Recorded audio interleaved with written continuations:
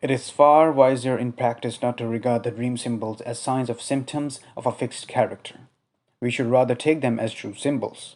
That is to say, as expressions of something not yet consciously recognized or conceptually formulated. In addition to this, they must be considered in relation to the dreamer's immediate state of conscious.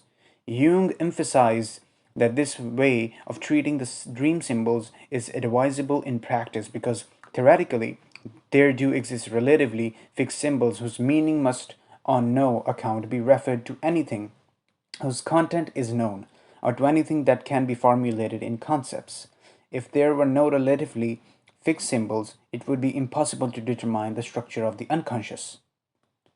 There would be nothing in it which could be in any way laid hold or of described. It may seem strange that I should attribute an indefinite content to the relatively fixed symbols, but it is the indefinite content that marks the symbol as against the mere sign or symptom.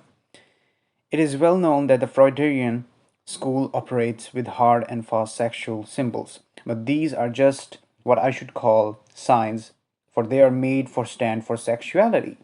And this is supposed to be something definitive. As a matter of fact, Freud's concept of sexuality is thoroughly elastic and so vague that it can be made to include almost anything. The word itself can be made to include almost anything. The word itself is familiar, but what it denotes amounts to an indeterminable or variable that stands for the psychological activity of the glands at one extreme and the highest reaches of the spirit at the other.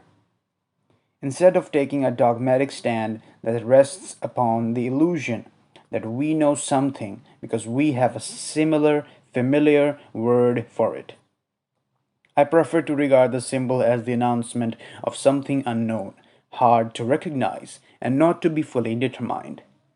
Take, for instance, the so called phallic symbols, which are supposed to stand for the membrane, viral, and nothing more. Psychologically speaking, the membrane is itself a cranifield, has recently pointed out a symbolic image whose wider content cannot easily be determined. As was customary throughout the antiquity, primitive people today make a free use of phallic symbols. Yet it never occurs to them to confuse the phallus as a ritualistic symbol with the penis. They always take the phallus to mean the creative mana, the power of healing and fertility, that which is unusually potent. To use Lehmann's expression, its equivalents in mythology and in dreams are the bull, the ass, the pomegranate, and the yoni and he goat, the lightning, the horse hoof, the dance, the magical cohabitation in the furrow, and the menstrual fluid, to mention only a few of the many. That which underlies all of these images and sexuality itself is an archetypical content that is hard to grasp, and that find its best psychological expression in the primitive mana symbol. In each of the images given above, we can see a relatively fixed symbol that is the mana symbol, but we cannot for all that be certain that when they occur in dreams, they have no other meaning.